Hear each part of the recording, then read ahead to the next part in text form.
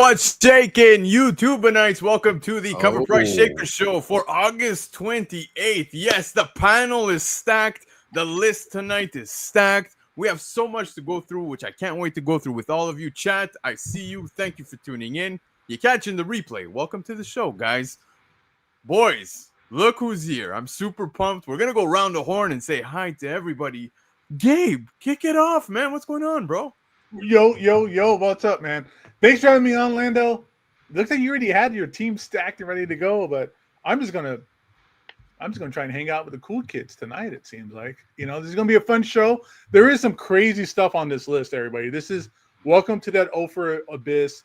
Welcome to the Proof of Life. If you have any of this stuff, you definitely have to tag us on Instagram because there's some cool stuff on here that would be impressive if somebody had, because there's some fun stuff on here. There's some crazy stuff on here. We're going to talk about sales prices that are redonkulous, but it's going to be a good show. We're loaded up here. I'm ready for this, man. Let's get this started. Hell yeah, man. I'm excited. Gabe, man, stacked, of course, even on the panels, but dude, the knowledge and info you bring, man, is what I live for, and I can't wait to hear what you got to say about some of these books. Guys, I know we see another familiar face here, but we also have somebody joining us for the first time, straight from Cover Price. We got Bobby. What's up, Bobby? What's up, y'all? I'm excited. Haven't got on the show yet. Been on comics covered a few times, and I reached out to you like, hey, can I come on the show? And you're like, obviously, yes. Of course, man. And it's gonna be fun because, we've brought on Travis, who's also a writer for Cover Price, and he does the shakers. So it's pretty funny to have him on. Last week we were guessing on what he writes up, etc. And lo and behold, I'm shocked. I know him so well, and I got it wrong last week. But anyway. I need to find the Cover Price writer who said that Ultimatum was terrible. Like, that person is on my it's on my hit list. It is. I've noticed. But yeah, whoever that person was that says that we didn't like Ultimatum is A, liar, and B, is on my hit list. Like, I got beef. I got beef. I mean, Jeff Loeb's Ultimatum. Of course, Jeff Loeb's Ultimatum, the only Ultimatum. But that was a good book, man. That was great stuff. Wild, dude. The Blob ate the wasp and was like, "Oh, this tastes like chicken." Awesome, David Finch. Jeff Loeb? Yeah, dude. I got beef. Finch is just absolutely incredible, man. But you know who else is incredible? My man Phil, who's here with us tonight. Phil, what's going on, bro? Oh, I am back from hiatus. This is the first thing I've done in over a month on Instagram, on YouTube, on anything. I have been in trenches and just you reached out and I'm like, you know what? For fucking Lando. All right, I'm in. So I reeled him in. My guy brought me out of retirement, out of just crazy work. It's been nuts, but studio life's been crazy, but that video wall is freaking choice and doing some cool stuff. So yeah, it's been good, but I've missed the conversations. I've missed the community. So it's good to get back out and stretch my legs and wade back into the deep end here with all the knowledge pool and, just see what I can glean off of the rest of this crowd. So it's gonna be a good time. Dude, thank you so much for hopping on. But what's even more fun, if you guys aren't following Phil, he just mentioned that wall, guys. Go check it out. Like, hopefully he'll share it a little more on his Instagram. But he's got an insane wall, dude. Gabe, I swear to God, he can put in the background like it looks like he's in a Star Wars movie. If you want to make it happen, he can make it happen. Right on. So I've been working on Unreal Engine right now. I've been like really deep in Unreal, and that's obviously what they use for making The Mandalorian and all these great shows. And our wall is actually more advanced than the one that they use with Lucasfilm right now. You got your own volume there, huh? Oh, bro, it's good. There's gonna be some pretty stupid shit on the way. Right now it's just really me learning it and getting into it deep, because I can do a lot of superficial things, but I mean there's a lot of stuff you can just do with the green screen, right? So like, why just put up the Batcave when I can better use 3D rendering within it, so as the camera pivots you can see the different you know, the stalactites coming down. You can see that the cameras pivot, and you can actually see the change in the depth and scenario. So that's really what I'm working on right now as we get into it. So and that's totally foreign to me. I've never done that kind of work before. So this is really just been so new. I've just been totally immersed. Well, I'm happy to see you, diving into this adventure that you're going into, and hopefully when we do see you back full time, whether it be on YouTube or on Instagram, we're gonna see you traveling through space and all that fun jazz behind Something's you. gonna happen. Something's gonna happen. It's gonna happen. It's gonna But happen. I'm just glad to see friends, man. And this is the first time I've got to do anything with Ninja. And I've seen Bobby before, but I've not actually got to, have a shaker conversation with Bobby. So this is a lot of firsts for this episode for me. So I'm just excited to be here, dude. Yeah, this Lots is of firsts. You're excited. I'm excited. There's a big list, so let's dive right into it right away, guys, because tonight's list, of course, Cover Price puts together the daily shakers available on their website. If you're subscribed, you know exactly what I'm talking about. And if you're not, well, maybe get familiar. It's got updates every single day, letting us know what's happening on the aftermarket. And that, like I said, it updates multiple times as well per day. So make sure to subscribe, go show some love, check it out, and be up to date with everything that's happening on the aftermarket over on the website. So to kick it off with shaker number 1, guys, Gabe, what do we got? All right. We got a nice, cool new book here. Absolute Batman number 9, the Chuma Hill ECGCE variant. I don't know what that acronym is, but all right. So this is limited to 250 copies. So what makes the Chuma Hill cover of Absolute Batman number 9 so noteworthy? Well, let's go and take a look at the CGC 9.8 graded sales for the Absolute line. Currently, there are only the 2024 New York Comic Con Philip Tan cover priced at $830, and the 2024 San Diego Comic Con Ash Can valued at $1,300. These have higher sales than this cover. And while Javier Fernandez's Akira homage is reaching $500, all 3 covers are declining in value of a rate of minus 0.72%. In contrast, Chuma Hill's larger-than-life depiction of Absolute Bane is appreciating with a growth rate of 1.56%. And this record sale of $590, along with a $499 sale a day earlier, both at a 9.8.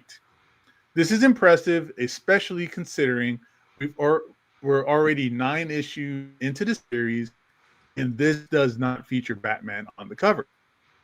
Additionally, the fresh origin story of Bane in Absolute Batman 11 is generating interest and adding to the appeal of this limited exclusive.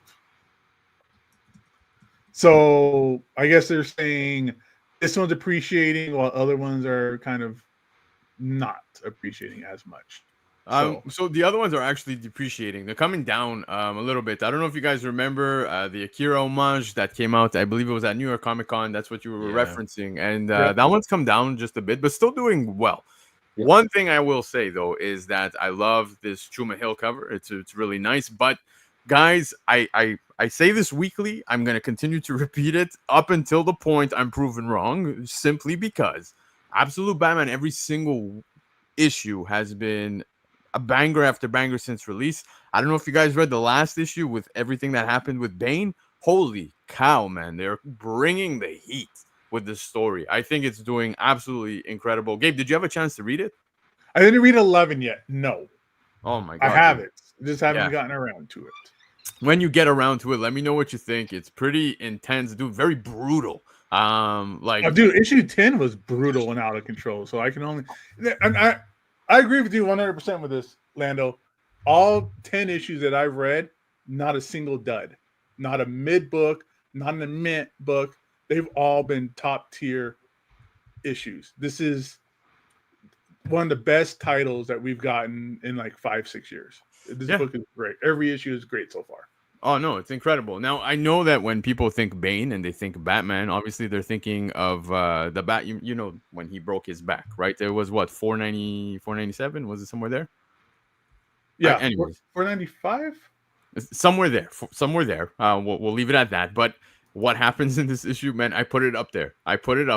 Not this particular issue, issue 9, the issue 11. It's up there, man. It's absolutely nuts. It was so good. Bobby, did you get a chance to get around to it?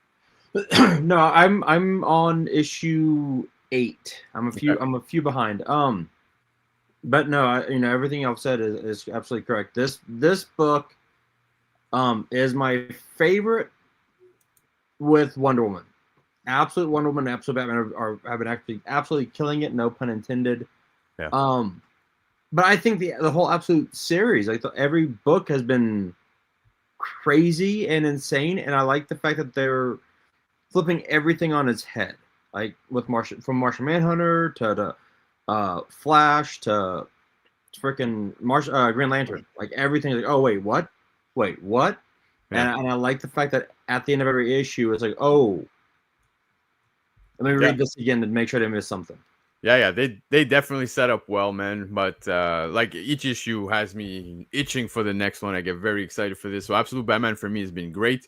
Phil, I don't know if you're a fan of Chuma Hill, man, but like if you guys are not, actually, it's a beautiful cover, dude. It is 100% a beautiful cover. There's, I'm not gonna lie, I've not read the Absolute books, and I've just been I've been kind of concerned just because I get a little dismayed by the billions of Batmans, and I sometimes like what would be more considered side characters, I guess. So that being the case, I've always just kind of been like, another Batman title. I'll wait until I get like my trade paperbacks and things like that. So I've been mostly waiting on that. I'm not gonna lie. I'm a trade paperback guy. I love my trades. I love picking up my collections, things of that nature. So now that we're at 11 and we've had the 10, I know we're going to get a couple different, little volumes starting to come out, and I'll probably start picking up the storyline then. I'm not going to lie though, and pretend like and feed off of my friends and what they've been saying about it. Oh, it's great. Like, I haven't read it, bro. I haven't. So, I'm the only person in the room that hasn't touched an Absolute book, but, I've heard nothing but fantastic things about it. Yeah, nothing wrong with that. But I could tell you that on the aftermarket, people are definitely excited to pick up their copies, and especially when it comes to this variant, because guys, Absolute Batman issue 9, the Chuma Hill ECGC variant that was limited to 250 copies by DC, that came out just not too long ago, 2025, top sale CGC for a 9.8, sold for $590. We're about to see some of my favorite artists with the upcoming books that we're going to see on the Shakers list. So, Bobby, take it away with Shaker number 2. Number 2 is Battlestar Galactica number 1, the Michael Turner Baltimore Comic-Con Virgin variant from Dynamite Entertainment from 2006. Top sale, CGC 9.6 at $175. Battlestar Galactica was a science fiction television series that began in 1978. The original series ran for 34 episodes, including the 10-episode BS 1980 series. In 2003, the series was rebooted for the Sci-Fi Channel. Side note, I haven't seen any of it. What? This reboot? Yep, I have not. This reboot would garner both fan and critical acclaim and go on to run for 4 full seasons and 70-plus episodes. There's also a prequel series titled Caprica that would run for 19 episodes as well. This series is a cult classic, cult favorite. In 2006, Dynamite published a new Battlestar Galactica series that would run for 13 issues. This series featured the cast and crew of the most recent TV series. The first issue of this series featured 8 covers, which was a lot in 2006, and I feel it's the standard for today. 5 of which were a variation of the Michael Turner cover that featured the popular character number 6. While every version of the Turner cover has been a long collectible, the Baltimore Comic-Con variant recently set a new high. This past week, a CGC graded copy sold for $175. This sale is the only recorded sale for a graded copy and a new all-time high. At $175, man. Dude, okay. Phil, you said, hey, I'm one of those few that didn't pick up Absolute Batman, and it's okay. I might get heat here. I didn't like nor care for Battlestar Galactica, but Michael Turner, guys, oh my god, man! Like I said, we're gonna be seeing some of my favorite artists within the upcoming slides. Michael Turner is definitely up there for myself. I never knew this cover even existed. I've never seen this before. Have either of you seen this? So, I'm just going to say right now, Lando, I'm beyond disappointed. We're not friends now. I mean, saying you haven't seen it is one thing, but saying you disliked Battlestar Galactica, Yeah. It was funny. Most of the cast actually follows me. I know most of the cast on this show. Like we've conversed at Metacons. Like great show. Loved this show, and actually had the chance to meet Trisha herself. And Awesome. I did not know this goddamn book existed. I did not know this existed. I have Battlestar Galactica, the old series, the current series, both #1. That Dynamite here from 2006. I didn't have this Michael Turner Baltimore Comic-Con cover. I love Michael Turner. I've got a lot of Michael Turner books, and I had no idea this existed until right now. And that's my O. That's my O for like 3 now. I'm just like, what's going on? Yeah. But this counts to me more than just 2. This is a double banger in my mind, and I cannot believe I missed this. It is that's a beautiful cover. #1, Michael Turner's Michael Turner. It doesn't matter. It doesn't matter where you necessarily fall in the fandom of different kinds of comic book characters, things of that nature. But Michael Turner has a very iconic place in a lot of his covers and a lot of the things he was able to accomplish during this time and age.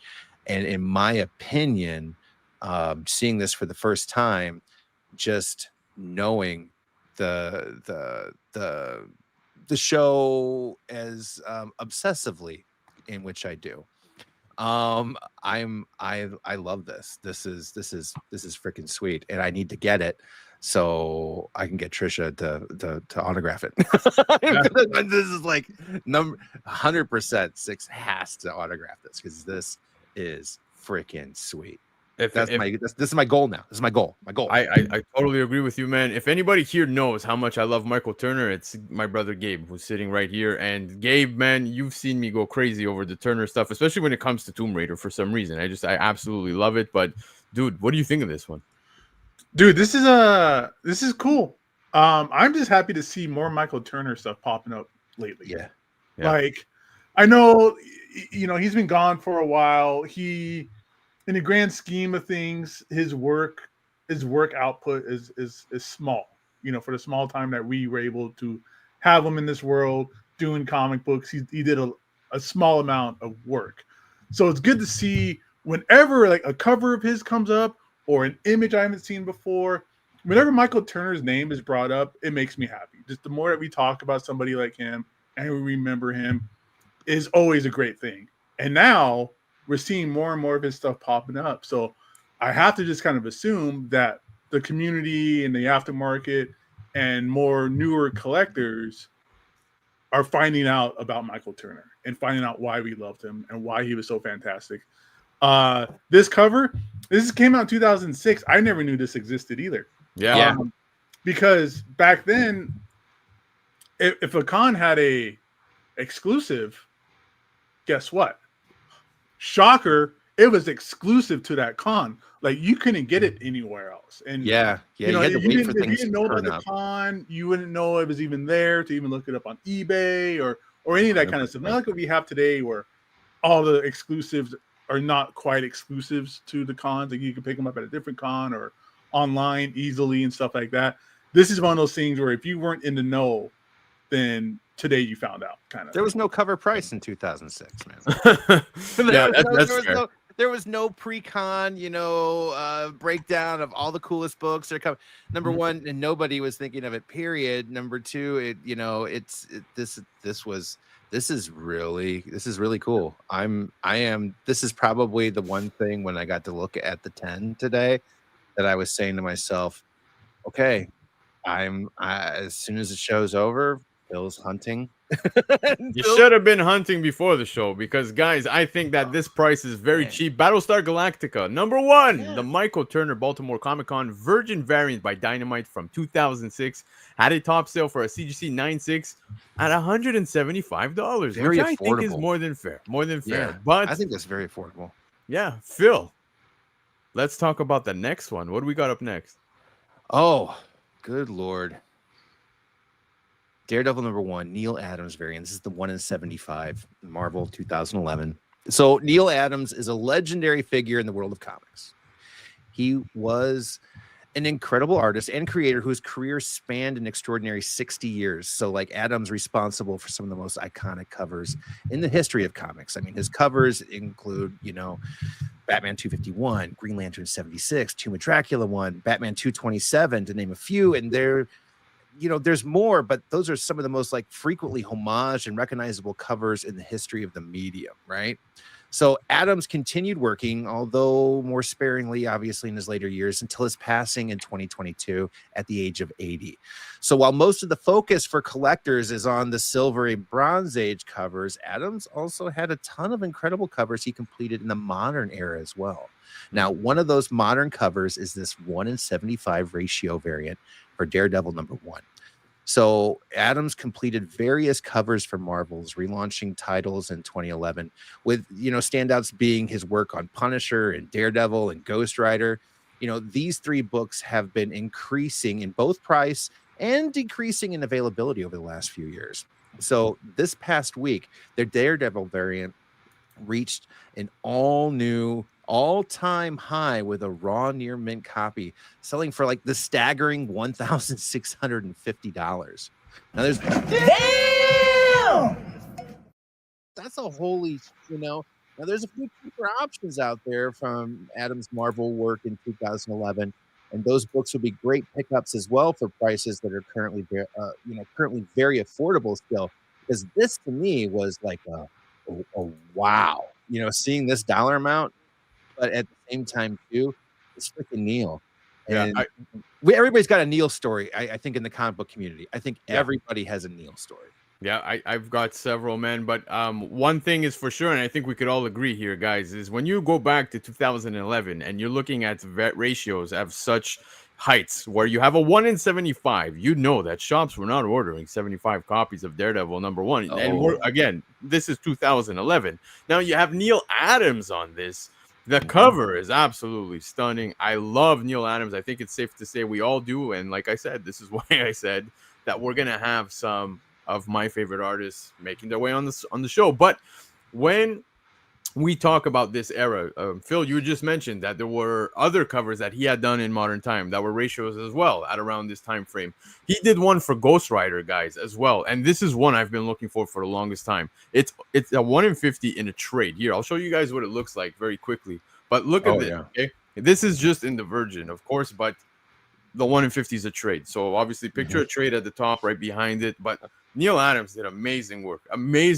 Even of course, he's a legend with everything he's done prior. But when you come to even modern times, man, the 2011s, etc., he hit home runs. I think this is an absolutely stunning cover, and it's another one that goes for a premium, guys. It is up there for sure. This one is monstrous, man. Yeah, absolutely. No, this is, and it's a beautiful cover too. I mean, that's the thing. Sometimes as some of our greats have aged, not going to name names, you look at the art and you say to yourself, glad to see they're still out there working, but boy, damn, sometimes I wish they quit working. It's just oh no, what are you doing? Neil was one of those guys that could still just drop bangers, in my opinion. He really, really could. And this is a prime example of a man that just could not quit. Yeah, Gabe, I know you've got some love for Neil, man. Oh, I mean, yeah, I've hung out with Neil. He's done signings when I worked at Torpedo. He was definitely a living legend. He not only just his artwork is something that makes him an asset to the comic book industry, but his pressure that he put on the industry for creator rights, returning Jack Kirby's artwork, all those kinds of things when it comes down to the employee, the creator owned, the respect for the creators. He was forefront, one of the first guys to actually kind of speak out and go head to head with publishers for creator rights. Yep. He's definitely on the Mount Rushmore of comic book creators. His artwork touches everybody. Like everybody who's out there has been influenced by Neil Adams one way or another. He's done some of the most iconic stuff. Superman, Muhammad Ali, little stuff that he did in Superman, Spider-Man. He is all over the industry, and the entire industry owes him an incredible debt of gratitude for sure. Yeah, well said, man. I couldn't have said it better, and I agree with every point you brought up. I feel, Bobby, I think you're on the same page when it comes to everything that was just said, right? Yeah, 100%. And I have to agree with Phil. Look, Neil Adams, his artwork never decreased. It never dropped. Never dropped. He made sure it was great, and there were certain ones that I think today you see them do a cover, and you're just like, oh, how is this happening? Yep. I won't say who, but I think we all know one or two, and we're like, oof, okay, all right, but but that's also what made Neil Adams Neil Adams. So, yeah. Absolutely. I love this so much, man. Guys, Daredevil #1, the Neil Adams variant, which was a 1-in-75 ratio by Marvel in 2011, had a top sale for a raw near mint. Raw, guys! $1,650. Oh, Gabe, I'm so happy to see this on the list because I think we're one of the few that actually talk within our chat about such characters from DC. What do we got?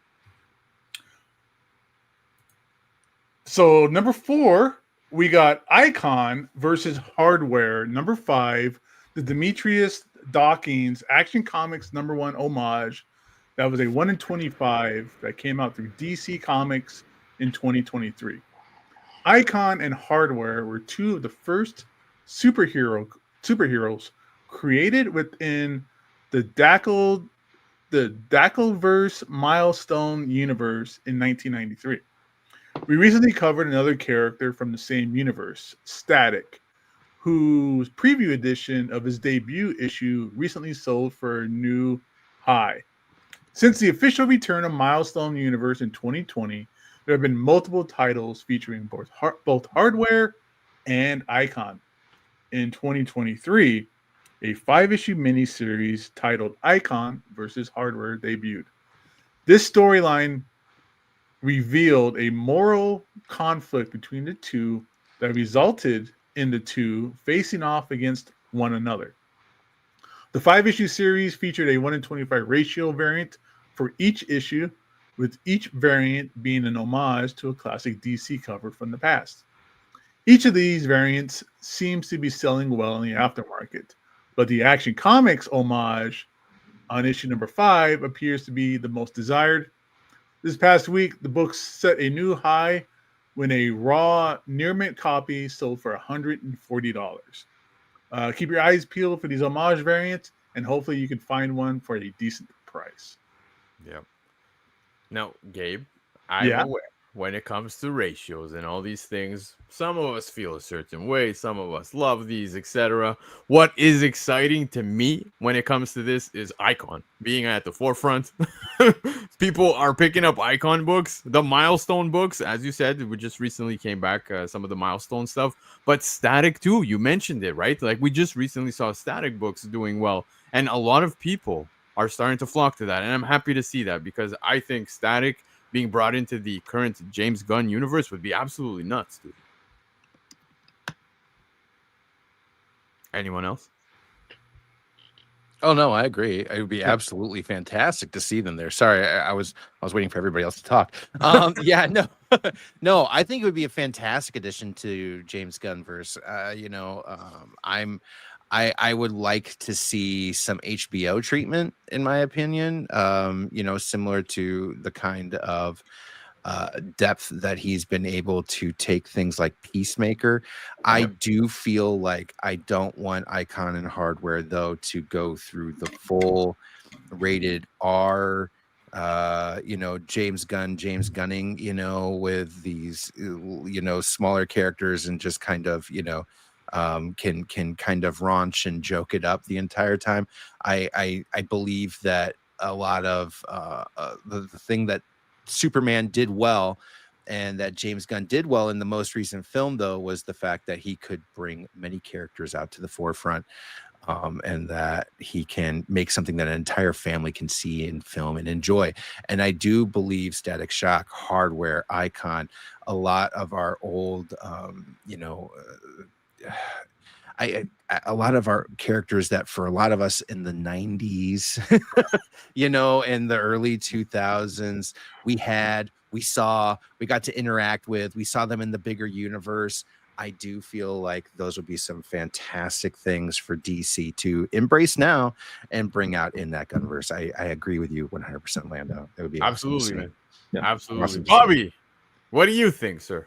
And I'm kind of going to piggyback off what Phil just said. I mean, look what Gunn did with Guardians of the Galaxy. Like, if you read comics, you know who they are.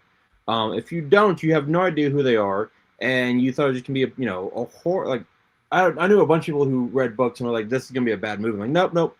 I have faith in it, and Gunn does really well with understanding who these characters are. I agree with Phil. Peacemaker is great for the R-rated. I think Icon versus Hardware, I think that might fall maybe more like PG-13-ish. I think this is one that the family should all watch together. And then I also say that this being a 1 in 25, this is, for me, this is what a variant, a ratio should be, right? Like a good variant, one that's not crazy expensive. You can still get it. And I think this is a really great price for an amazing cover.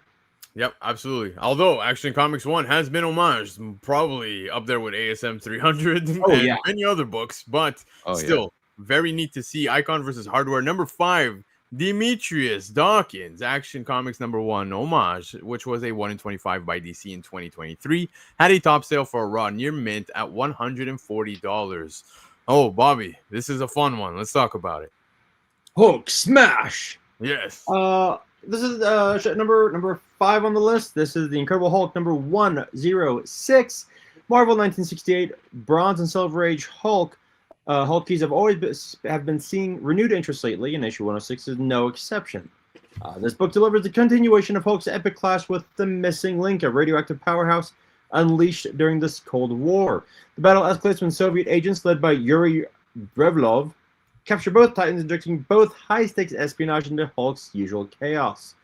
This week, a CGC 9.8 sold for $3,360, setting a towering new benchmark. That figure dwarfs the prior record of $360 for a 9.6 sale a few months earlier in May.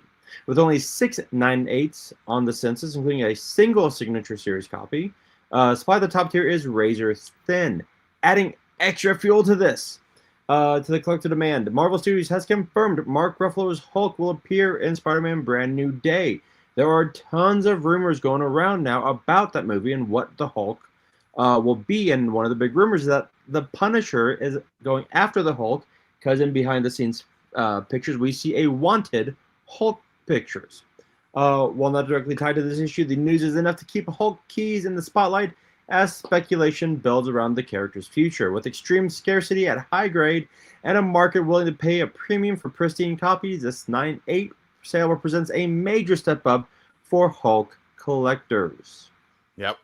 Dude, you know what? Spot on with all of the stuff that's happening on set with the Spider-Man stuff. And I hate how so much is coming out already. Like, I'm trying to avoid it as much as possible, but it's literally everywhere I turn on social media. Makes me want to quit the internet, man. Yeah, exactly. But Gabe, I could already feel it. I know exactly what you're going to say when it comes to this one. We're looking at a 9/8 from 1968. We're seeing this quite often, are we not? Yeah, that's something that Chris always brings up on the show, that this is a random issue of the Hulk. Like, it's not really like a key or like anything that anybody here has ever sought after. Obviously, well, not obviously, my guess is somebody just filtered all the eBay searches for 9/8s and found this really cool Hulk book, which, again, like somebody had a Wayback Machine or some kind of portal or something back to 1968 to have a 9.8 of this book. But $3,300, bravo. Like that's for something like this. This should be like $3,300, if not more, for a Silver Age book in 9.8. There's another book on here we're going to talk about that's ridiculous, but this at $3,300, that's a sweet spot for this. Oh yeah, dude, and it's crazy the drop offs from 9.8s to like, dude, I'm literally just scrolling through eBay and like I'm finding a 6.0 at like $104 Canadian or best offer, which you guys know 104 Canadian exchange to American is chump change. Yeah. So That's yeah, what I put in my gas tank. you know what? Yeah, man, it's exact same thing. But I know Phil puts a bit more in his vehicle because I know his vehicle. But yeah, it's just it just drinks. It's a heavy drinker. But I mean seriously, for like dude, it's a book from 1968. It's a 9.8. yeah. It's just putting respect on the title, the book, the cover. I mean, too, that's got a lot of black on it. It's a very unforgiving thing for chipping and edging and fraying, and just for a 9.8, you've got to put that kind of respect on it. And to me, that price makes sense. Yeah. I mean, if I could get my hands on a 9.8 of something of that age, of something like the Incredible Hulk line, which was tremendously popular, which is a character that's not going anywhere anytime soon. Yeah, this is great. I understand that it's just another also ran comic in that huge run of books, but the quality of that copy, yeah, that to me dictates makes 100% sense to me.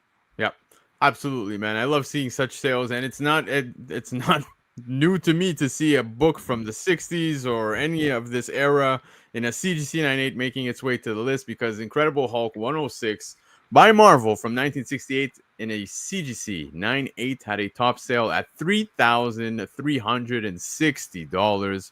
Absolutely wild. But I love tonight's list. Look what's up next, guys. What do we got? Mobile Suit Gundam Wing number freaking 1. This was a second print, and that's a red foil logo variant from Tokyo Pop in 2000, right? So arguably Gundam Wing is positioned right below Dragon Ball Z in terms of bringing anime as popular art forms to the West, thanks to the famous Toonami block in the early 2000s, right? We all freaking remember those commercials. They were hot as shit when it came to actually watching anything animated. But anyways, I digress. However, manga is still relatively limited in popularity. So thanks to the famous, Japanese publishers opting to bring this title to the West in comic form, this limited second print was available at the Mix, now known as Tokyo Pop Manga Convention in 2000. Firmly flying under the radar, and in doing so, relatively for the next 25 years, ultimately, right? So Gundam is still going strong, though, and Gundam Wing is one of the most iconic iterations of the IP, with the 30th anniversary drawing fans at SDCC and famous Endless Waltz hitting theaters again. Is part of that draw, and likely a reason why one collector opted to secure the CGC 9.8, the only and highest grade on the census, for just $275. But that smokes the last time this book traded hands at $51 just last year, 2023, and it tops the previous all-time high of $80 established in 2019. So, I mean, before we've said it, and we will say it a million times, nostalgia is a heck of a thing. And when the highest graded copy of this book hits the market, it makes a lot of sense to pull the trigger. And I mean, if I had seen this, I wouldn't have flinched for paying over $250 for this. $275, I wouldn't even, no flinch, still would have done it 100%. Dude, I agree with you. I've seen the first print multiple times. Times. I have never seen a second print. I didn't even know there was a red foil logo variant for this. Word, 100%. This is another one of those episodes where I watch and I say to myself, where the hell has this book been? I have never seen it before. Yeah, never, and I think $275 is a great price, man. Gabe, what do you think? Oh, yeah. There's a bunch on eBay. I'm looking right now, actually going, let me see, because I love Gundam Wing. That was like the first, I remember that was the first DVD I ever bought was Endless Waltz. Yeah. And it didn't play in my PS2 because my PS2 sucked at the time. Stupid disc read error. Yeah. I feel that. Yeah. No, this is great. I mean, it's good because here's the thing. I've always loved Gundam Wing, and I always got a lot of crap from other people who like the other Gundams, and they always thought like Gundam Wing was like the worst one because it was like too political or whatever kind of nonsense, right?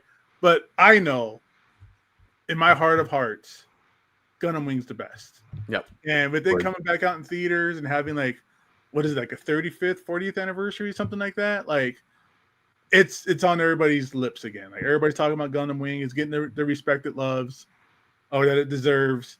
But this red logo variant is cool because like everybody else, I never knew this existed. I have a regular number 1, but this red foil one is looking pretty tempting on eBay right now. Yeah, man, dude, I'm with you. Like, man, I'm checking too, and the price. Are we all competing over the same damn post right now? We're just looking to ourselves like, okay, which one's gonna be the first one of us to pull the trigger and just? There's a guy that has multiple at like $40. We ought to focus and roll with the show. But I think I just might buy as well. But Bobby, man, what do you think about this? As someone who never watched Gundam, my anime robot stopped with Voltron. And continue with Voltron and keep going with Voltron because I love Voltron. It is a great show. Both the original and the Netflix series. But I mean, look, it's a second printing from 25 years ago. 275 for a 9.8 is not bad at all. It's like I don't know if I think it was Phil who was saying that if you saw it for 250, you'd snag it in a heartbeat. Yeah, I think 9.8s, especially for a second printing, especially for probably a book that not many people were like, oh, yeah, let me get this, right? Let me get this and let me make sure I keep it in perfect shape forever. Perfect shape, yeah. Dude. Do you know how many books I've like gone through like from like free comic book day that I have like I just kept. I'm like, and I'm like, oh my god, they're worth how much? Yeah. Oh. Exactly. Dude, That's just it. Like, I didn't know this book existed, and then you come across a 9.8 copy of it. That's why, to me, I wouldn't flinch because I do have Gundam. I do have this book. The same. I got this book too. I did not know there was a red foil, and that's what I'm saying. Like, if I saw this book for that, and all of a sudden I realized there's something that existed of something that I loved and enjoyed that I didn't freaking have. Yeah.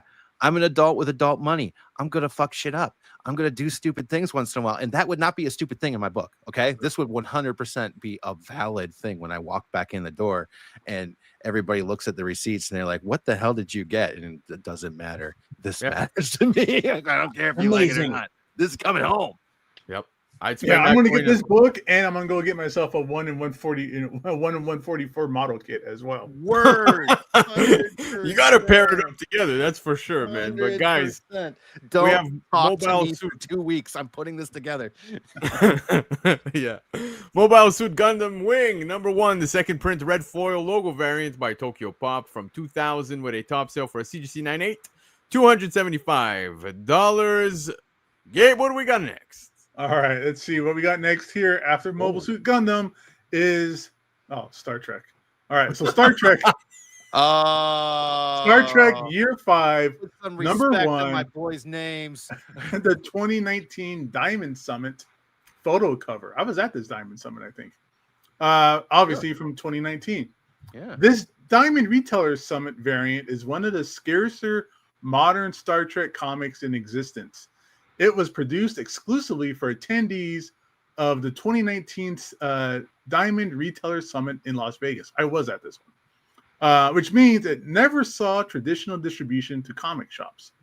These Retailer Summit exclusives usually have print runs in the low hundreds, making them highly collectible for Star Trek fans who want something well outside of the standard IDW variants. Additionally, now that the supplier has filed for bankruptcy, there won't be any more of these exclusives, which could lead to an increased interest down the road. Photo variants tend not to be for everyone, but when it comes down to this iconic cast featuring William Shatner, Nichelle Nichols, Leonard Nimoy, and DeForest Kelley, I can't imagine a Trekkie who wouldn't want to own a copy. Yeah. Imagine getting an autograph from the Shat. The Shat. Okay. Imagine getting an autograph. Somebody's just being a jerk now. Imagine getting an autograph from the Shat on this bad boy. I know, right? Sorry, guys.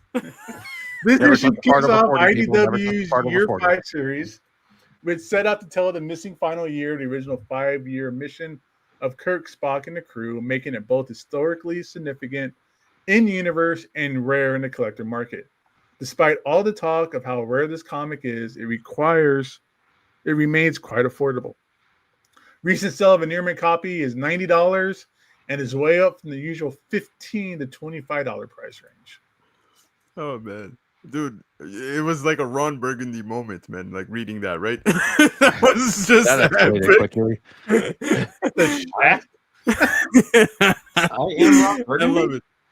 I love it. But Hey, yeah, classy guys, San Diego. besides that, I do think this is a wonderful photo variant to have, man. Gabe, you said you were at this convention, and obviously you briefly remember that, but man, Oh no, I remember this. I remember this summit like hardcore. I remember it. I probably saw this variant and just never cared because it's Star Trek, and I'm not a Star Trek guy. yeah. But yeah, I remember this. Because Todd McFarlane was there.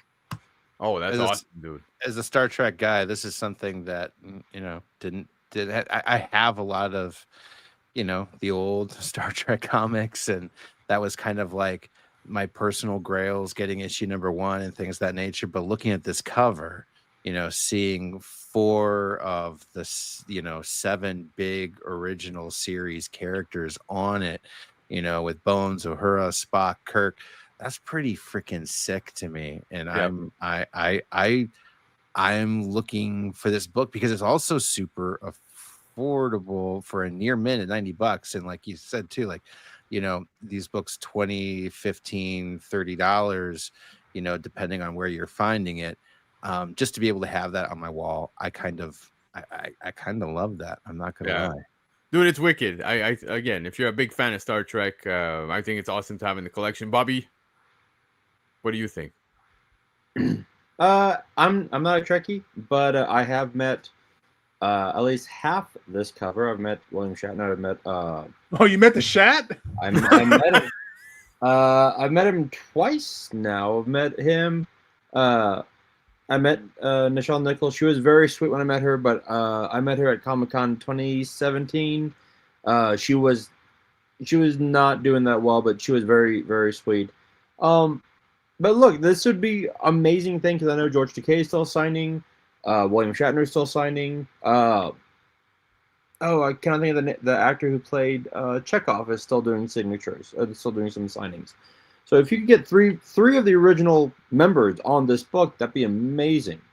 Yeah. So sometimes you gotta spend a little money, but if you get 3 of those signatures on this book, grade it, boom. Like that is something that is an amazing piece of work on your wall.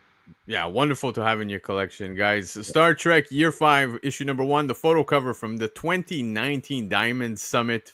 This being by IDW in 2019, had a top sale for a raw near mint at $90. Now, you, Bobby, were talking about people spending a little money. Somebody spent a pretty coin on this one. What do we got? Dollar bills, y'all. Yeah. This is number 8 on the list. It is Superman number 77, third printing with the DC Universe logo. DC 1993, top sale, CGC 9.8 at 1,000. So here's the thing. DC Universe logo variants are subsequent printings that had the words DC Universe in the UPC logo box, either packaged together in DC comic multi-packs sold to various non-comic and comic retailers. These are usually the last printing of each title and can be exceptionally difficult to find, especially in high grade. In fact, CGC only shows a handful of 9.8s, while not the most iconic of the Death of Superman storyline. Superman 77 is part 8 of the Friend of a Funeral arc and includes an appearance by Supergirl, who just had a really great cameo in James Gunn's Superman. 90s comics are entering into an interesting phase. They are recent enough to have had high print runs, but have been circulating out of comic shops. The Death of Superman was one of those books that everyone had to have because it was going to become "quote unquote" legendary and would make speculators, there we go, rich in the future. While that hasn't paid off, popular 90s books are starting to become a little more difficult to chance upon, and recently this sold for $1,000. Wild. Yeah, Absolutely wild. Look, I actually found 2 DC Universe logos for like $10 each, and I kind of snagged them because I'm like, this like a CGC going for 9.8 going for 1,000, like that's insane. Yeah, heavy coin, man. But Gabe, I already know, man. When it comes to these DC logos, who better to ask, man? Yeah, DC logos are cool. I mean, I know you and I go back and forth on some of them. You know, gotta find that Nightwing #1 DC logo. Yeah. You know, that's gonna be a milkshake that brings all the boys to the yard if you have that one. But dude, $1,000 for this? Like, no, thank you. Like, no, thank you, man. No, thank you. Interesting and fun to see, but man, like $1,000. And this is something I know, and anybody else who's ever watched the show, you know, I say all the time. There's so many great like Silver Age books you can get for $1,000. Besides, absolutely. But when it end of the death of or funeral for a friend. Yeah, but it makes no damn sense to me. I agree. I agree that, of course, you know, you can, I mean, everybody collect whatever it is you like. But when it comes to the DC logos, those DC Universe guys, they are definitely difficult to come across, right, Gabe? And we've had these conversations often. You just brought up that Nightwing book, man, which I would love to have in my collection. Obviously, I have the regular, but I'm saying that DC Universe logo, man, it pops. It pops. I like this logo. It's not my favorite DC logo. What's at the top left there? Yes, that one right there. That's my favorite logo from DC. And Phil, man, do you have any of these DC Universe logos in your collection? Have you checked? Hell no, I'm not gonna lie. I don't. I mean, I get I see the appeal 100%. Yeah. But to me, the whole Death of Superman thing was kind of I mean, I got in line. I got the polybag book, all the fun stuff. And as soon as everything kept on going over the next like coming month, I was just like, oh, well, I mean, oh, no, more coming. Oh no, Superman didn't die. Now we got 5 different iterations of the book coming. And, you know, I just kind of was like, at that point, so I tapped out and I went full on Image. it was DC lost me at that point. So, you know, no, I can say I don't have any of these. I'm a nostalgia guy. I'm a nostalgia buy. I won't lie. And this just never hit for me. Yeah. I mean, this is a great issue. Like it's a really fun. Not fun. It's Jonathan Kent dealing with his son dying, kind of thing, right? But it's just so interesting to see this being like $1,000 book. Is way up there. But you know, a lot of people lost interest in DC at this period. A lot of stores got hurt. They ordered so many of that Action Comics 500, the white bag, and that crushed a lot of stores because that was the one where Superman was supposed to come back. It's in a white bag. He's coming back. And a lot of stores just got stuck holding the hot potato on that one. Yeah. No, absolutely, man. But it's a very impressive sale. Interesting to see, guys. Superman issue 77, third printing with DC Universe logo on that cover right there at the bottom left by DC from 1993. Had a top sale for a CGC 98 at $1,000. This book is great, but you know who else is great? My girl, Kate. Take it away, buddy. Kate Beckinsale. Yeah. Mommy. Mommy. Oh, yeah. Thank God I got this book. Thank you, Lando. Thank you for letting my sci-fi nerdy ass get this book on the shaker list because I didn't get Trisha with Battlestar Galactica, but damn it, I got Kate Beckinsale. I'm okay. Anyways, I'm going to get out of there. I'm digressing because it's Underworld Evolution IDW 2005. And while this is not the first Underworld comic, it is one of the harder to find movie adaptations. So IDW published a single issue comic adaptation of the Underworld Evolution film back in 2006. So this is going to streamline that entire film's 106-minute plot point into a graphic form. The adaptation was written by Chris Opasinko, the artwork from Antonio Vasquezand, and it was based on the screenplay by Danny McBride. But the CGC population report is what indicates that there are only 8 total graded copies now, and 4 of those are in the 9.8s. So this book was also printed again, though, for Best Buy exclusive release of Underworld Evolution on DVD. So the comic's also smaller than the standard comic because it had to fit in that DVD packaging, right? So fans of the Underworld franchise have been eagerly awaiting a 6th movie in the series, and we've been waiting a long time because it's almost been 10 years since the last one dropped. But there's rumors of a reboot circulating. There's been no confirmation that another movie is in production, but raw copies still sell around $36. But this 9.8 sold for $269. I mean, if there's a reboot without Kate, I'm out. But at the end of the day, I guess, we'll see. But yeah, that Kate made that entire film franchise, in my opinion. And when they pivoted away, that's when it started to die off. Yeah, our brother Timothy in the chat brought up an awesome point here, how it should have been a foil. And one thing I wanted to say is that I love spot foils, man. And I think obviously if it would have been a foil, the eyes would be immediately the spot foil. But Cover Price saying that this cover is embossed and the eyes pop. It's absolutely amazing to see in person. I can tell you who I want to see. Kate Beckinsale. That's who I want to see. Gabe. I'm talking about her eyes. Yeah, Gabe. I mean, right? Sorry. Did you enjoy Underworld? You're on mute. Well, the first one for sure, and then I think each one had a case of just diminishing returns afterwards. Yeah. I didn't realize this though, but the one werewolf, the black guy with the really deep voice that played the werewolf, he's the creator of the series. Yep. Oh, really? Yeah. Yeah, I didn't realize that until like a little while ago. Kevin Garneau. Yeah. Garneau. Yeah, and this book was $7.50, man. I didn't realize until you finished reading it, but it was, it's a thicker book. It's like almost like a graphic novel, but it's a $750 book for 2005. Yeah, that's crazy too. That's interesting. Yeah, I love when we see such things where, like, example, in a video game, that Marvel vs. Capcom that just came out, they had that little comic inside, and then Best Buy doing exclusives. I had no idea. Everybody loves those Best Buy Blu-ray, Blue Steel, the steels. I almost said Blue Steel from Zoolander. Blue Steel.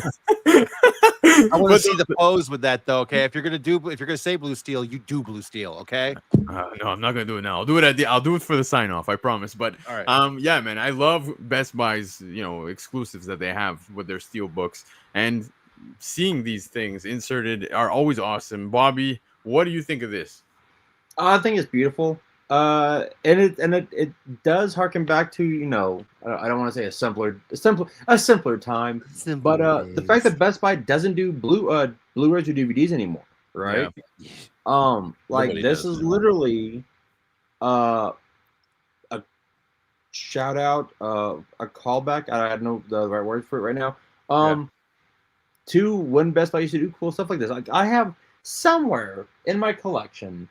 Around like 2010, I have this like really cool Iron Man Edgar like art from Best Buy that was literally just like on the ground at Best Buy. I was like, hey, can I have this? I'm like, yeah, we don't care. I'm like, okay, cool. Now, But I mean, it looks great. Yeah, but yeah. As Press is saying, this isn't the insert comic. This is the regular version. But yeah, okay, yeah. This it's a stunning cover. Yeah, it's neat, man. I love seeing such things hit the list, guys. Underworld Evolution by IDW from 2005 had a top sale for a CGC 9.8 at $269. Guys, we are at the last book. This is your opportunity to get out of the Ultra Abyss. Now, let's see how many of you do that successfully. Gabe, take us home, baby. All right. This is probably one of the harder ones to get because this is a X-Men 96. This is a UK price edition from 1975. This issue marks the first appearance of brilliant geneticist Moira McTaggart, who was a boring, lame, terrible character until Jonathan Hickman made her cool. For many years, her character served as a human ally to the X-Men, overseeing the mutant research facility on Muir Island. She even appeared in films like X-Men The Last Stand and X-Men First Class, among others. Moira was portrayed as a kind and nurturing individual until her character took on a more sinister role in the comics. In 2019, House of X Powers of 10 revealed a massive secret. The character was a mutant all along. Dun dun dun. Her power was the ability to reincarnate, taking her life's memories and essentially starting over in a new timeline from the moment of her conception. Through most of the timeline, her plans with Professor X and Magneto seemed altruistic. She helped tremendously during the Krakoa era of mutants, but was eventually revealed to be a scheming villain. Dun dun dun! Plot twist. This later version of her character never made it on the big screen. In the finale story of Krakoa, Moira is shown being quote unquote killed, but reincarnated one last time, seemingly without her powers. Still, if comics teach us one thing, it's how easily a character can return. A fan saw significance in Moira McTaggart and picked up a CGC 9.8 UK price variant of her first appearance for $2,040. This may sound outrageous, because it is, but consider this. There's only 2 UK price variants graded at a 9.8 on the census. So, yet again, somebody just traveling through eBay or wherever and just looking at 9.8s. I don't know if anybody really is really hunting down the first appearance of Moira McTaggart anymore. Dude, well said. But one thing is for certain is we are in foreign territory here. We're looking at foreign books, and that is also appealing. You only have 2 of these, like you just said, on the census, which makes it almost impossible to ever come across. You're not going to see this sell or change hands so often. Now, when it comes to Moira, yeah, spot on, Gabe. Only got interesting way later, right? The character, nobody really cared for Moira, so it's interesting to see the sale. Bobby, thoughts on this one, man? I saw this and I kind of double looked at it, right? I had kind of like, wait, what?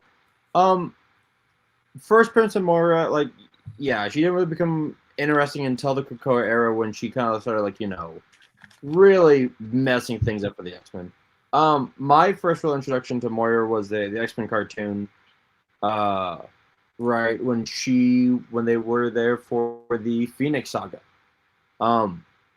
So, I mean, I think it's the fact that this UK book, it's foreign, it's something out of the norm, and again, it's, over 40 years old. Like, it's I want to say middle of the pack bronze era, like right in the smack dab middle of the bronze. 2000 for 9. I mean, it's but again, it's X-Men, like, right, like anything X-Men is gonna go for a good amount, especially if it is a foreign rare book. Yeah, again, when it hits on the point of, being a foreign book, there's only 2 on the census. You're not going to see this change hands so many times, right? And I know that the other guy who owns this book is Phil, guys. Phil has the despite my heritage, no, I don't. This is right. Like, this is just one of the things that makes no damn sense to me, like, considering the book. But, there's 2 on the census. This is where, slabbed and graded comics, in my opinion, are what dictate prices and dictate the scarcity of certain things. So, I mean, I get it, but I don't get it because this is Moira's, like, or like this is like, what kind of key is this, Moira? No, really, it's, for me, it's just kind of to me, this is I don't get it. I won't lie. I don't get it. I understand the UK price variant. I understand 9p is nice. But at the end of the day, everything's more than £1 now. But I wouldn't. Yeah, I wouldn't. Despite the fact I wasn't born yet, but my family was still all over there. Yeah, no, this is a note for me, but I don't have it. This is one of the many 10 books in this episode that I do not own specifically. But this is not one that I'm not going to kick myself over not owning either. Yeah, that's fine. One thing I will kick myself over is it's a missed opportunity. If you have it raw, man, I agree with Cover Price. I'd love to see people reading foreign books in the accents from the countries they're buying these books from, because that would be hilarious. But X-Men 96, the UK price variant by Marvel from 1975, had a top sale for a CGC 9.8 at $2,040. Guys, that was the list, but hang tight, man. Very quickly, we're going to run you through what's shaking over on Cover Price's website. So as you can see, if you are on the Cover Price website and subscribe, you can see multiple places where you can go check out hot comics, weekly movers, daily shakers. This is my favorite place to go to see what's shaking daily. And as I said at the beginning of the show, it updates multiple times a day. Gabe, usual suspects, I want to say, but my God, these are big sales. Look at that, man. Superman CGC 1.5 at $120,000. Holy cow. Marvel Comics, number 4, CGC 7.5, $133,000. Whoa. Well, look at that. Daredevil number 1, 96, a 96, 96 at 96. Yeah. Absolutely nuts, dude. I love this, man. The Startling Comics issue number 49, CGC 96, 9. First appearance of Bender. Yeah. Yeah, totally. That's totally what it is. Blonde in a red dress, too. Yep, blonde in a red dress. There you go. It's on the bingo card, baby. But yeah, man, $90,000. Big sales. Lando, check out that FF55 right there. Yeah. It's a CGC 9.9. What? For a Silver Age book, like dead in the Silver Age. I don't know. I don't know. There's some kind of error or glitch or something in the data or whatever, but a 9.9 for this seems impossible. That does seem impossible. That is nuts. If there is a 9.9 on the census, but that would be the only thing that explains that damn price, though, too. I mean, because it's right. That's a the fuck? Yeah, man. Guys, we were talking Silver Age, Bronze Age. We were talking all of these things, but when it comes to the 9.8s, dude, they are popping. What is going on, dude? Guardians of the Galaxy. You got Marvel Superheroes issue 18 right here, $47,000 in a CGC 9.8. Holy, dude, money is flying right now. Look at that. Submariner 7.5. $4,400. Yeah, where's all these all the Heritage drops? Dude? The last Heritage sale drops are coming in right now. Something, dude. Like these high grades. Like, if you go back up a little bit, there's a first appearance of Wolverine, which is Hulk 181. Everybody, yeah, 9.8, $57,000 too. Big coin, man. Yeah, $57,000. Comic Link had a bunch of big auctions, and that's it. Thanks. Yeah. I knew that. I thought it was because I think Heritage usually drops on Mondays or something like that. I remember back when we used to do these shakers, it would, depending on the big auction houses, when they dropped, that's when you would see all the big boys. That would be big boy days, like Big Boy Mondays and everything else coming in. So that makes a lot of sense when they drop into the census. Yeah, Cover Price is saying that Comic Link had a bunch of big auctions that ended recently, and they're right, because I don't know if you guys saw that Ultimate Fallout 4 in a CGC 9.9 also sold around the $31,000 mark, if I'm not mistaken. So actually, I've got it right here. It went for there it is, 31,000. 31,000. There it is, guys. That is the only 9.9 on the census with a fine tick as well, just to put that out there. But regardless, we're gonna see more now. Watch. Oh man, this is nuts, dude! Some huge sales this week. That's what the Djurgovic cover used to go for at one point. Was like $30,000, right? Yep. Yeah. That was the one in 25. Things. Yeah. Yep. But wild. CGC 9.6 of Fantastic Four 49. I could only wish to own this for $21,000. Guys, chat, and those of you catching the replay, comment below to the question I'm about to ask the panel. But let's go up just a little bit, guys. I give you in your hands, we'll say $60,000 to buy one of these books. Which one are you doing? Are you going to keep some chump change on the side? What are you doing? It's Hulk 181. That's the only right answer. Fair. No, that's 100% true. That is definitely the most right answer. But I might go with this. Well, yeah, 60,000. I couldn't get that Startling Comics. I would have gone. I would have gone for the 90 when I'm up top. I just taken out a small personal loan on the side with the 60 and gotten the 90K Startling up on top. You wouldn't pick up, let's say, the 9.6 of TMNT one and maybe pocket that 25K on the side. No. It's not impossible, but I probably I Wolverine's gonna be there for a while. Okay, I thought you were talking about just on that one row, Lando. But yeah, I would No, do you got 60K. Do what you want with this. Right, I would do the TMNT. Yeah, and then I would do the Giant Size X-Men one and make it a bundle deal. There you go, man. I think that's a very good buy. That's great. I love how no one's mentioning Ultimate Fallout 4 and a 9.9. that's all I'm happy about. Bobby, pick your poison. Okay, so 60,000. Okay, so with that, I am doing Giant Size X-Men #1. Yeah. Oh, okay. I'm doing Fantastic Four #49. So we're at, let's say, 19K plus 24. So 24. Okay, you got a bit of change. Okay.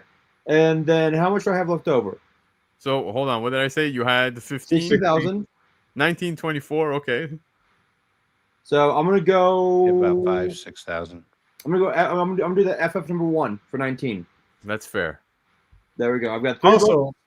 one way or the other, I need that crime suspense story 22. It's so good, dude. I would do dirty things for that book. Oh my God, Gabe, easy, buddy. Easy. It's not that kind of show. It's not that kind of show. It's not. It's a family show. It's. I would do heinous things for that book. I really thought Gabe would have got 4 copies of Hulk 180 in a CGC 98. Notice the significant difference. 180's garbage, dude. I love it. I love it. But here's the thing. This is kind of like when people say, like, what's your 4 favorite films? Like, you keep going down. I was like, oh wait, let me redo this. And there's like, I do like the FF #1, the Tales of Suspense number 39. Like, like, oh, let me play with this. All right, it's you can have fun, Masters comic that has a swastika on it. Yeah. Wild right here. Yeah. 3,000. No, it was up 2 rows. It was it's the one that has a Captain Marvel on it. Okay, sorry. I heard swastika and I saw one here, but this book sold raw at $3,500. I know you're Canadian, Lando, but that's the American flag he's holding. No, dude, on the side there's a swastika. Look. Oh, okay, I see now. That's why I pulled up to that. When you put your cursor over it, expanded, so it went off the screen. That was there. You go. You see it? There you go. I ain't that crazy, but okay. Where is the other one that you were talking about? Right there, that Masters comic. Comics number. Yeah. With Bullet Man and Captain Marvel. Wild, man. $12,500 for this one in a CGC 7. It's a Fawcett book, dude. Yeah. I love anything that came out through Fawcett just because of the whole like shenanigans with that company and what happened to them in DC and everything. It's kind of a shame. I love how we get to gaze and just enjoy this. This is our version of window shopping. I don't know what happened at Comics Thing, but they sold a lot of swastika comics or something because there was there's about a dozen of them on here I saw already. It seems like some old Nazi cashed out. Yeah, but hey, you know what? Even on the lower end, like dude, a 9.4 of ASM 129 for 3,200. Yeah, that not works. too shabby. One of my favorite McFarlane covers of all time, of course, 423 for Batman, 1750. Which I've got that signed by Jim Sterling and McFarlane graded. Nice. Yes, that's wicked. And would you look at that? Look who's made his way back to the list here. Boom. Yeah. Now sitting with the big boys. But Neil Adams is still higher than that to the left, and it's younger. So I'll take the Neil. I'll take the Neil before I take that. Guys, Daphne Keane was at Fan Expo Toronto, and bro, you see that picture? Oh yeah, of course. The AC was blasting, but this Del Auto 1 in 25. If there was a book I could get signed, like I wish I had this in my collection. That would have been hot as hell, bro. Yeah, like that would have been just. Yeah. But it's cool to see some of these modern books hanging with the big boys. Now, guys, very quickly, I want to show you guys a very quick feature before we head on home, because maybe this is your first time watching the channel, but Filter, you could check out just the all-time highs that are selling right now on the aftermarket. And when you hit that button, man, look at this. You're gonna see some all-time high sales for dude, it's crazy because a lot of the books we just rolled over are all-time high sales. But yeah, man, you can see some of these. Silver Surfer Superman in a 9.9 375. That's hilarious. 9.8 Newsy of Sonic 50. That's my jam right there. 450. Fathom. Oh, baby, yeah, man. GI Combat for 9.8 for like $380, dude. That's awesome. That's a good price. You're talking about the GI War? Oh, GI War, yeah. Excuse me. Yeah, I think 360 is a good deal on that one. Yeah. Lots of great books, lots of great features. Smallville photo. That would have been one to get. You can get a lot of those autographed at cons. That'd be a good one to pick up and get autographed. Exactly. We're together all the time. There were lots of great books, lots of great features on the site. But guys, tonight was nothing but a good time. I appreciate every single one of you for hanging out. That's here in the chat and, of course, the panel. Let's go around the horn and say goodnight to everybody. Phil, take it away, buddy. Good night. Bobby. Said say good night. Yeah, I've got nothing really going on, but good night. Real quick, on Cover Price, we're also we are dropping press releases. So if you want to see what's coming out past our FOC, go to content, comic news, and I'm trying to get one dropped every day. Also, for anyone wanting to make sure that you don't miss out on some of the new books, do check out the FOC. The FOC is the new comic book day, and that is where a lot of people are missing out on some of these new variants because they're not having their shops order enough, which it's a cycle. I get it. But if you want some of these 1 in 10s, 1 in 25s, 150s, check your FOC, call your comic book shop, and make whatever Faustian deal you need to make. On top of that, good night. There you go, man.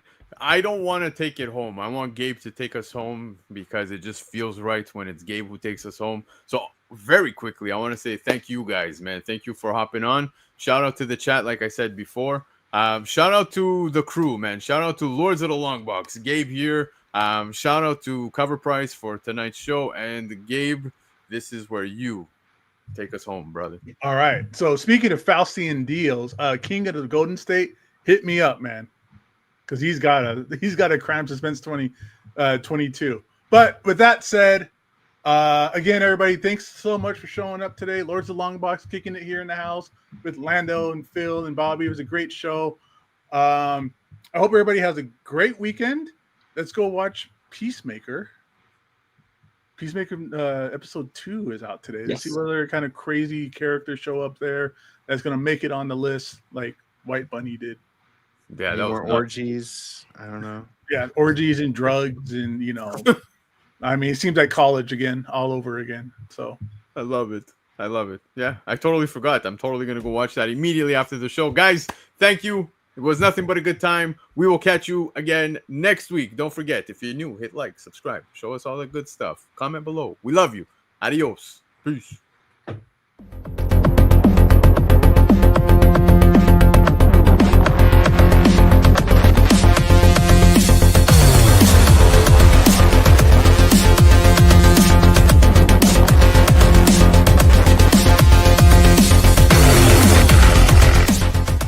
For the entire crew, this is Tebow saying keep digging in them long boxes.